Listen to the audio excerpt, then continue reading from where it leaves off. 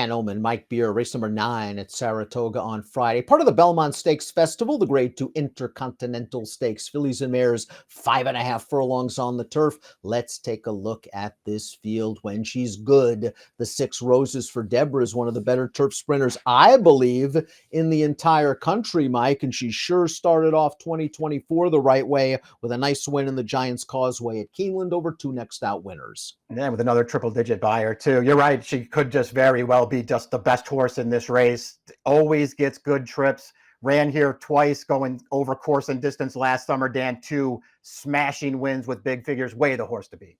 Let's take a look at the Timeform US pace projector for the Intercontinental. Lady Milagro, the number 4, has a lot of early speed. She's been on the lead at the pace call in her last 6 starts. Future is basically a blazer. They tried to rate, and it worked very well for her last time out. And it'll be interesting to see what we get from Coffee Maker if she goes here. She's also cross-entered at Churchill Downs. This pace should be honest. Yeah, I can see this pace certainly being honest. And your Lady Milagro kind of has one way to go. It feels like races like this are a little tough for her, but I doubt their rating in this race, Dan. If Coffee Maker runs, she could make the lead from the inside. The Run for the Hills is the number 1. Winner 2 starts back at Keeneland in a second-level allowance race over a good turf course. That might be key because we're expecting some wet weather at Saratoga on Friday. She then came back, stepped up in class into the Unbridled Sydney. She got a very good pace to run at, and she ran on for 3rd. She's in good form. Yeah, I thought she ran okay last time. It is a career best figure for her, and she did have to come from last in that spot. I just didn't really know what to do with that race day because, she was making up ground, but so was just about everybody else in that field. So I didn't want to give her too much credit for it. I don't think I would bet her off of the races that she was running before that. So I was kind of against her in here, but she'll be a fair price if you like her. Wesley Ward's been very patient with the 2 Coffee Maker, last seen during the Keeneland Fall Meet in 2023, where she ran against the boys in the Woodford Stakes in a very good field of males at that. She has run some really solid races in her career when she's up and close to the pace. Wesley, I talked to her because she was entered at Pimlico on Preakness weekend. He said he wanted to run her at Churchill, thought maybe it was a little bit quick, wanted to give her the extra 2 weeks, decided not to run there. Wesley's very good at finding spots for these kind of horses. I have a feeling Coffee Maker is going to run well fresh. Yeah, I think she will too. If this is where she starts, I wouldn't take her chances too lightly because I do think that she's fast enough to make the lead against this field. And she's got races. She might not show up and run it every time, but she's got a top race in her that makes her super dangerous in here. Everyone Loves Linda might be in here in case we have a tremendous rainstorm or a washed off. Here's her most recent start on dirt. This is a second-level allowance over a muddy track at Belmont at the Big A. Good trip tucking in behind the leader. Puts it away once she's in the clear. Her turf races, well, she won 1, but that was against conditioned claimers in her turf debut. Her second one, she just couldn't get forward at all. She's really only a dirt consideration for me. Yeah, she can't win this race if they're going to leave her in to run on turf. Maybe she has a much better shot if this race winds up getting rained off. She is in good form since the Linda Rice claim recently, Dan. But I listen, even if this race does come off the turf, she's got her hands full with horses like this. Lady Milagro does have speed, and perhaps she can control the pace in here. She made the lead last time out in the license fee, and I know she was going a little bit farther, and the race was off of a short layoff, but I thought that pace for her was pretty reasonable. I was a bit disappointed how tired she got at the end. Yeah, I didn't love that performance either. I mean, listen, ultimately, she just did the best that she could do in there. And it just feels like races like that are a little too tough. And I realized that she pulled off the big upset in the autumn days last November, where she just got loose on the lead and nobody really made a serious run at her. Her other races just make it really hard to like her in here, Dan. Even if she does somehow make the lead in here, and she's fast, but if she makes the lead in here, she's not walking on the lead. Future is now could be faster when she breaks quick. We saw her speed 3 starts back in the Captiva Island at Gulfstream. She went right to the front and she got beaten by a rail skimming odds-on winner. They then tried the boys. I talked to Michael Trombetta before that race, and he said he just wanted to get a bridge to the very one and just didn't find another spot. So she ran her against males and it didn't work out in the Leatherberry. Well, it worked out in this race, the very one where she didn't break great, and Paco Lopez took a little bit of a risk on the backstretch and raiding her into the pocket. Well, it worked out to everyone's surprise on their team. She's able to finish it off nicely. Now we know she can rate, but I still think speed's her best game. She's, I think, a little bit better than she looks on paper. Yeah, this is a good performance. I mean, yeah, she ultimately got a perfect trip in this race, but she also won that race really easily. I mean, this is a tougher spot that she's sipping into here, but she's one of the horses that catches a breaker. This race not at Belmont any longer, so you get to go 5.5, and that's her distance.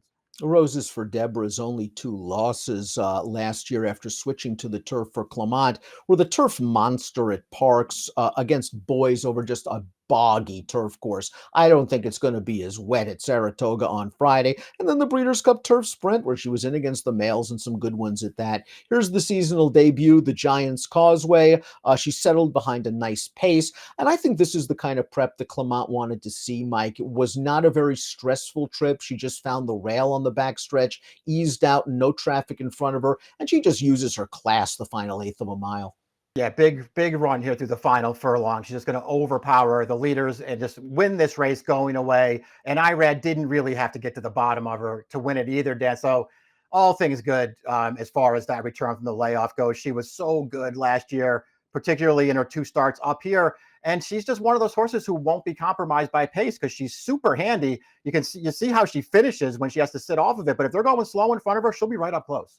Medela Match might be a sleeper for Cherie DeVaux, only beaten a length in the Unbridled Sydney last time out, her first start for the Connections. This is a very versatile mare. She's done well sprinting. She's done well around two turns. I think she's the kind of mare that could use a little bit of pace help, but there's a chance this pace heats up. I could see her kicking on for, at the very least, a piece of the pie at a big price. Yeah, I won't argue with anyone who wants to sort of try to slip her in there underneath in this race at some kind of a big price. I don't think I would use her on top in this race, Dan. She's one of those horses out of that Unbridled Sydney. And listen, I know the winner of that race is real good.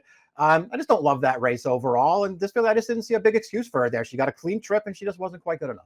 Clement will have the favor with Roses for Deborah, but he also has Gallon a Rush, who I think is an interesting contender at here at a much bigger price. This horse looked good over the summer in 2023, then went onto the bench for a long time. She came back in the license fee. Now, just consider this is her first race off of a very lengthy layoff, and it's not like this pace is fast. 45-3 for stakes horses sprinting on the turf is reasonable. Gallon a Rush has to rally from off this slow pace. She's kind of over and behind horses right here. I like that she made this close. I thought she was very game. Yeah, I like this performance off the layoff too. This is a good starting off point. And like you, I just sort of feel like she was getting better right when she had to go to the sidelines last year. Those last two starts as a 4-year-old, she ran really well in both of those races from just off the pace. I mean, is 5.5 a little short for her? I mean, I guess it could be. Maybe she's a little better at 6 or 7, but she was fine up here last summer. She has the fastest time form US late pace rating. Spicy Bug, the number 9, comes in from Southern California. She has won her last 3 turf sprints, including this second level allowance off of a lengthy layoff. She pressed the pace in here, and I thought that second quarter, Mike, was not only contested, but solid on the clock as well. And she just turns back everybody and is streaking under the wire. It's quite possible we've yet to see her best. Yeah, I feel like that's a valid way to look at it too. The other good thing about this performance, because you're right, the fractions were legit. She broke from the rail and she did not get out of the gate well. She was last early and then rushed up the inside to be part of that pace and still finished it off the way that you saw there. It's 3 turf sprints in a row. And I think the more you watch her races, especially the sprints, you appreciate how handy she is. She's fast from the gate, but they never send her. They just sort of take a hold of her and she works her way into position and then she still finishes her races off. I don't think cutting back to 5.5 is going to be any issue for her. She won second off the layoff last year, and I think she's going to set up shop in a good position, tracking the pace while outside. Figures to be prominent when they turn for home 20-1 on the morning line. Love Reigns completes this field, another Wesley Ward trainee, and a pretty good one at that. Came off the lengthy layoff last time out. Roses for Deborah got the jump on her. She tried to split horses in the stretch, and she was running on at the end. I can see her doing better with that race under her belt. She's got to do it now from a tough outside post position. Yeah, I'd like her more if she didn't have post 10, mostly because, first of all, I thought she ran pretty well off the layoff last time. The interesting thing about her, Dan, is she's a really good gate horse, and she's one of the rare Wesley horses where they just never go. She breaks the gate really well, and they just take a hold of her, and they take her back off the pace. So I guess being outside, it's not like Rosario is going to be able to break and then try to clear to the front here, I don't think. If she was inside, I would start to think that maybe that was the plan here, and I'd probably use her a little bit higher. Let's take a look at our top picks for the Grade 2 Intercontinental. Mike's going with the Southern California runner, a horse with all the upside potential. Hey, 20 to 1 on Spicy Bug. That's a pretty good value because, again, her turf sprints are all good. Yeah, I just want to take a little shot with her here, Jay, because I think she's better than she looks on paper, and I do think, again, I think she's fast enough to get the right trip going. 5.5 Roses for Deborah's way the horse to beat. It's not like I'm way against her in this race.